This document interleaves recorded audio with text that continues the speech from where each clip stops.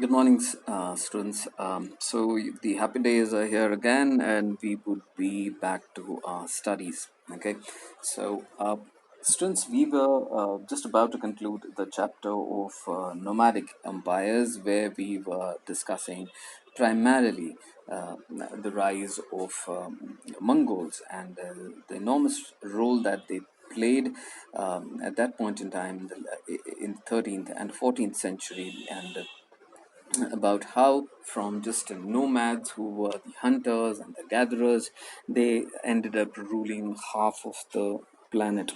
Okay, and what made them do that, and the uh, uh, and, uh, uh, and how they brought about different changes within themselves to ensure that they were able to uh, manage all those millions and millions of people who had joined their empire. People from different faiths, people from different cultures, everything, and that was the beauty of Mongols, and of course their great ruler Genghis Khan, and of course the Mongols are known for in history for their brutality and their brutal ways, as once Genghis Khan had said this very famously that. If you had not committed great sins, God would not have sent a punishment like me upon you, right? Uh, that says it all. So concluding part, that is conclusion, situating Genghis Khan and the Mongols in world history. So how do we conclude this? Right, we have seen all how they spread, how they ended up ruling different parts of the world, how they stretched till Russia, Europe, all the places. So today we come to the conclusion of it. When we remember Genghis Khan today, the only images that appear in our imagination are those of horror and conqueror, the destroyer of cities, and an individual who was responsible for the death of thousands of people, and according to many historians, millions of people. Many 13th century, millions of people, students, you have to understand, you do not necessarily have to butcher them with your arrows and swords and spears. Millions of people, you might be killing directly, thousands of people, but then you burn crops, you burn cities, then many millions of people then get displaced because the crops have been destroyed, there's nothing to eat, there's no shelter to live, and then naturally people end up, there's no economic activity, everything is ruined. So indirectly then what you find is then that again hundreds and thousands of people get killed because starvation, disease, weather, all of that then ends up, you know, leaving you impoverished, and ultimately you succumb to those hardships. So that's what Mongols are primarily remembered for. Genghis Khan was the greatest leader of all time. He united the Mongol people, freed them from interminable tribal wars and Chinese exploitation, brought them prosperity, fashioned a grand transcontinental empire, and restored trade routes and markets that attracted distant travelers like Venetian Marco Polo. Now, Marco Polo was an Italian traveler, but he was the most famous one. But that doesn't mean that it was only Marco Polo who got attracted to the Mongol Empire. There are many. You have to understand, students, that there were many people from, as we had studied in this chapter, many people from different cultures, different faiths, who ultimately became part of. You have to understand, it went till today's Middle East, the areas which are today Iraq.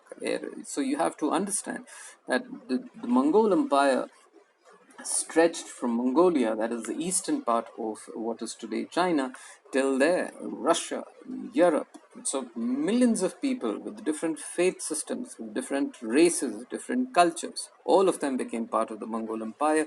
That naturally now included the Muslims, the Christians, the Tibetans, all of them ultimately were the shamans. They all became part of Mongol Empire.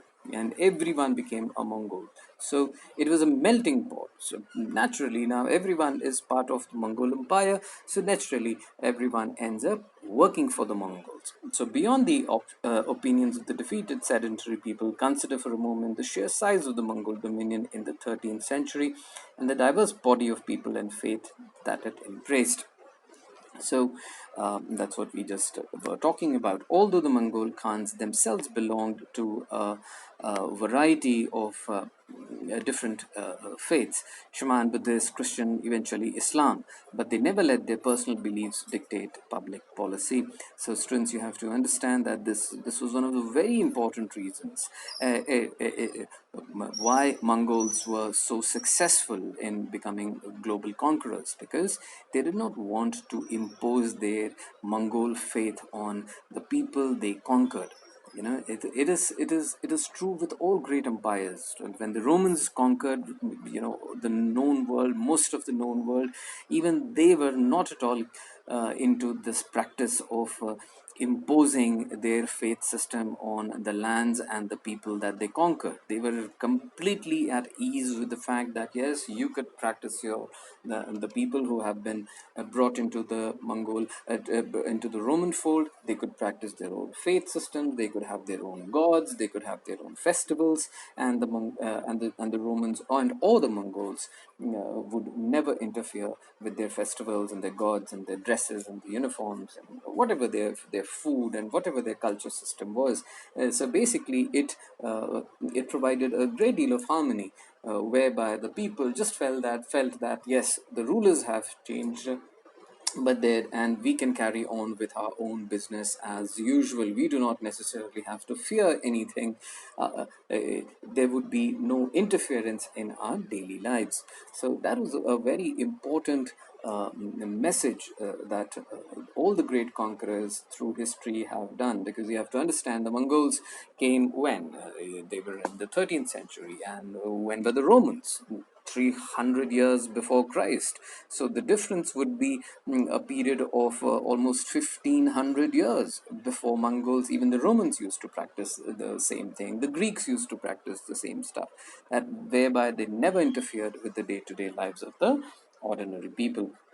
So the nature of the documentation on the Mongols and any nomadic regime makes it virtually impossible to understand the inspiration that led to the confederation of fragmented groups of people in the pursuit of an ambition to create an empire, as we had seen right in the middle of, right in the beginning of this chapter, whereby we had if you remember, it is what is there, the first few paragraphs which are in blue. If you remember, it was very clearly mentioned that there are most of the information on Mongol Empire and Mongol history does not come from Mongols themselves, but it comes from the Russian historians, the Arabic historians, the European historians, and they have been far more accurate and more meticulous in recording the happenings and whatever went on within the Mongol Empire.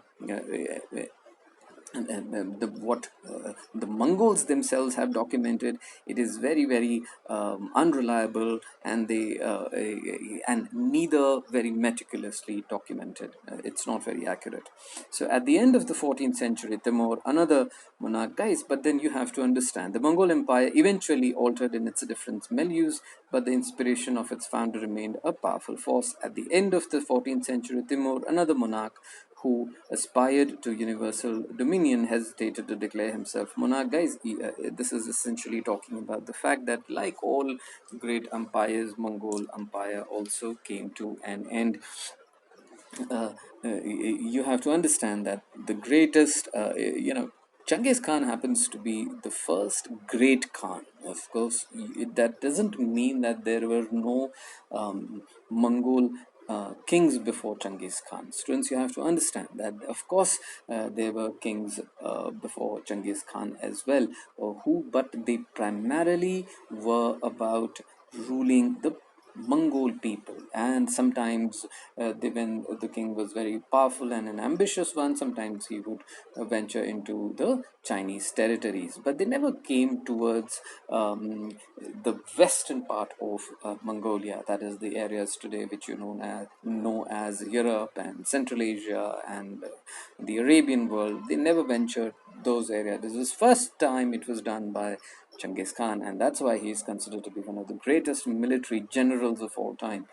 Yeah, right? So one of the greatest who ever lived, and that's what they are talking about. But then after Genghis Khan, who after that, as he, if you remember, he died in 1227. But after that, there were very few great Khans who would enjoy that kind of respect, that kind of prestige, and that kind of undisputable authority among Mongols and the areas that they had conquered. The second, after Genghis, it was his, if you remember, we had studied about his family, and his son Obadai was definitely one of the very prominent Khans. I think he was his third son, was very prominent Khan, but he ruled barely for about 10, 12 years. And you have to understand, everything happened very, very fast. He barely ruled for about 10, 12 years. And then the last great Khan after Genghis Khan was Kublai Khan. And Kublai Khan, he was what? He was, and one thing very important, all the Mongol rulers after Genghis Khan, that as I just said, Ubday ruled for barely 10 years, and then after that, the last one was Kublai Khan, who ruled for 35 years. That is around 1260. He became the ruler, and he ruled around till his death in 1294, 1295, and after that, it was all.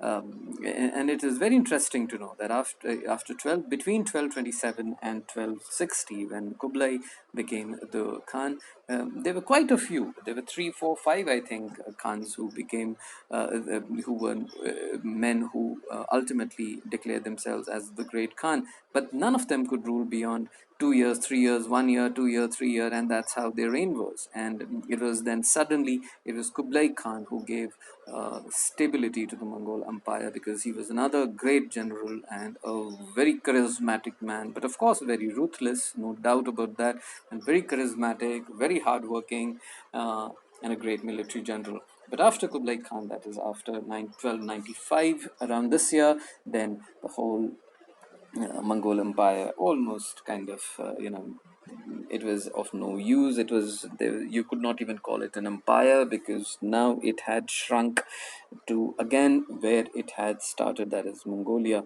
Because all the rulers after Kublai Khan, none of them had that determination. None of them were great enough to actually, or had the capacity or the administrative acumen to really rule people from different cultures and different geographies, and millions and millions of people within their own empire. It was impossible for them. They didn't have that ability, they didn't have that skill. So all of them, this just came and went for 2 years, 3 years, 2 years, 3 years, and they were either killed or assassinated, or were kicked out. And ultimately, it was there was nothing called Mongol Empire left for recognition at all. So all was gone. But this happens to all the empires as we know it. So today, students, we would be this chapter ends, and tomorrow we would be starting another new chapter, and you shall be given the questions today. I would share the questions for your assignment. Thank you.